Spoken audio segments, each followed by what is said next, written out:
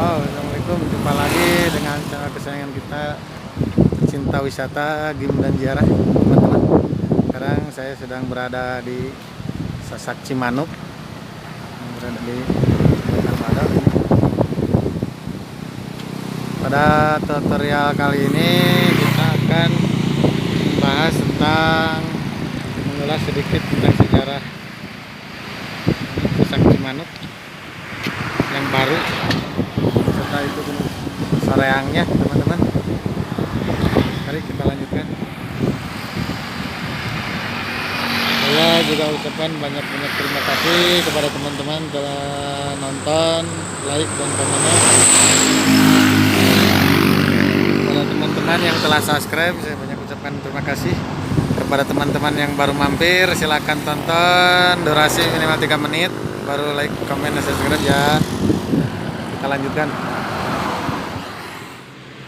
Pada suatu hari di sore hari yang sangat cerah, saya berjalan menyusuri jembatan Cimanuk yang sangat panjang dan luas, ditemani anak saya yang masih kecil, yang perempuan, yang saya bawa di belakang dengan cara digendong. Sambil melamun dan merenung, saya tapaki jalan yang saya lalui, yaitu di jembatan Cimanuk. Tanpa sadar dan tanpa terasa, saya pun melamun dengan berbagai hal dan dengan berbagai beban hidup yang sangat berat. Lihat ke bawah jembatan, terlihat onggokan besi baja yang dulu bekas jembatan sementara. Namun entah kenapa tak terasa kok jembatannya terasa panjang banget dan saya tak sampai-sampai ke tepian. Dan suasana pun mulai berubah menjadi mendung dan berkabut. Disitulah saya baru sadar, ternyata saya sudah berada di sebuah alam lain, alam astral. Di sana di ujung jembatan sudah terlihat banyak pesawahan yang baru diolah sebelum ditanami. Dan beberapa gunung yang berada di sekitarnya itu telah berubah menjadi pemukiman. Dalam hati saya heran, bertanya kepada diri sendiri, kok kenapa hutan jadi kotak begini? Tanpa saya sadari, saya telah berada di gerbang sebuah istana, teman-teman. Yang di sana banyak sekali orang-orang berseliweran, laki-laki dan perempuan. Tapi yang bikin saya heran, mereka hanya berpakaian dengan sehelai atau selembar kain putih yang dililitkan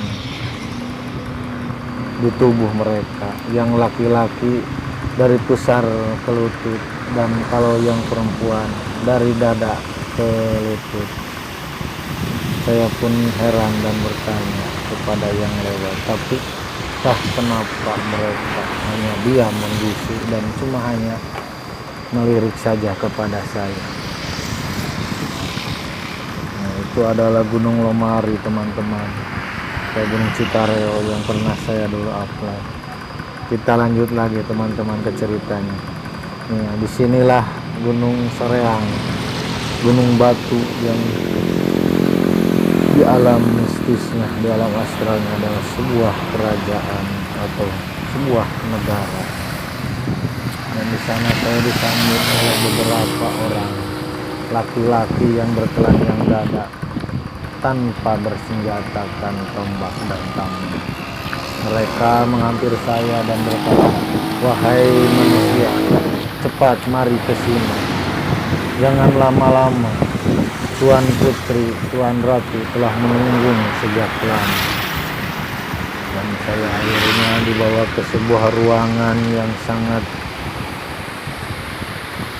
mewah dan meriah. Di sana banyak laki-laki yang bertelanjang dada, yang berpakaian gemit-gemitan, hanya sehelai kain putih, sedang bersujud kepada seorang perempuan yang rupanya itu adalah tanpa basa-basi. Ratu itu melempari orang-orang itu dengan segepok uang 50 ribuan dan segepok uang ratusan ribu.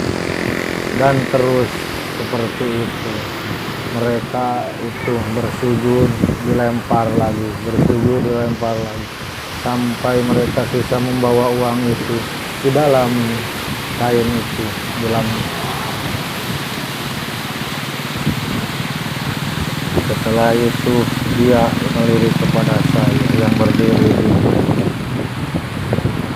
sebuah gerbang. "Hai manusia, kemari. Kenapa kau hanya diam saja di situ?" "Oh, baik, saya masuk," saya kata.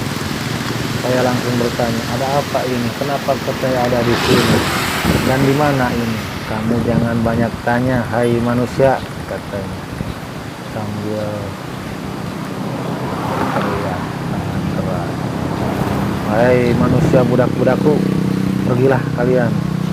Dan dia menyuruh kepada laki-laki yang tadi sini.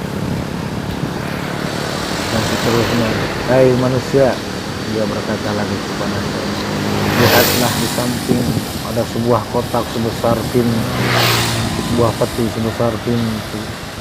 Bukalah oleh kamu." Saya buka dan ternyata isinya adalah uang pecahan 50 ribu dan 100 ribuan yang tersusun rapi dan terulang dengan panjang 2 meter lebih dan lebar 1 meter lebih. Peti itu penuh berisi dengan uang.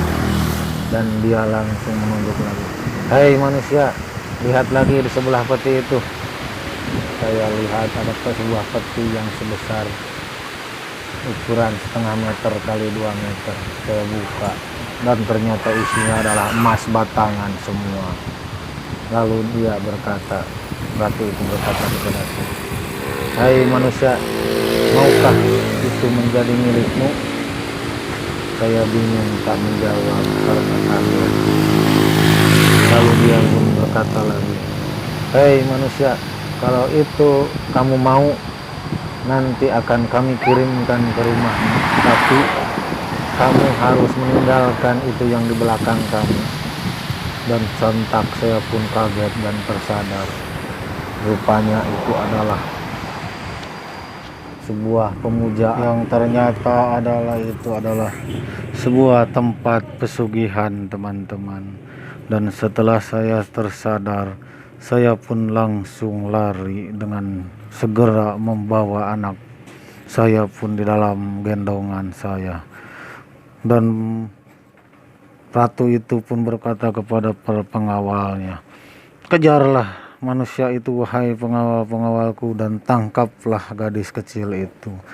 Saya dengan segenap hati, dengan segenap kekuatan berlari terus berlari terus sampai keluar istana dan terus berlari. Tapi saya pun terus dikejar dan terus dikejar sampai saya di sebuah jembatan yang tadi saya lewati. Saya semakin semangat berlari walaupun sudah lelah dan letih. Tapi karena ketakutan saya terus berlari dengan segenap kekuatan yang ada dan yang tersiksa. Namun mereka pun tidak pernah surut dan tidak pernah menyerah mengejar saya, teman-teman. Sambil berlari saya pun teringat kepada doa-doa yang telah diajarkan oleh guru saya. Doa keselamatan saya mohon kepada Allah, "Ya Allah, selamatkan saya dan anak saya." Rupanya saya akan dijerumuskan ke dalam sebuah tempat kemusyrikan. Dan tanpa sadar, setelah sampai di tengah jembatan Cimanuk, saya pun tersadar dan telah berada kembali di alam saya. Dan setelah itu saya pun bergegas untuk pulang ke rumah dengan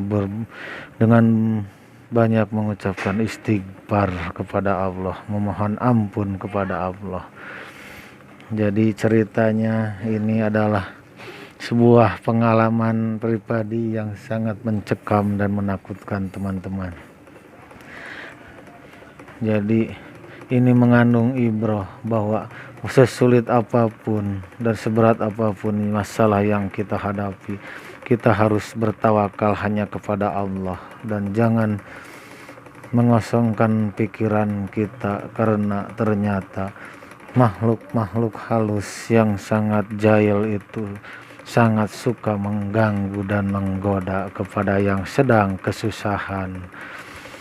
Semoga saya, keluarga, dan teman-teman semua, teman-teman subscribe semua yang nonton video ini diberikan ketabahan oleh Allah, diberikan kekuatan, keimanan, dan ketakwaan oleh Allah, dijauhkan dari gangguan dan godaan setan-setan yang terkutuk. Amin ya Allah ya Rabbal Alamin. Saya ucapkan banyak-banyak terima kasih kepada teman-teman yang telah subscribe, telah like dan komennya. Semoga menjadi amal ibadah. Dan saya doakan semoga channel teman-teman semua segera sukses dan dimonetisasi. Amin ya Allah ya Rabbal Alamin. Bersambung. Assalamualaikum warahmatullahi wabarakatuh.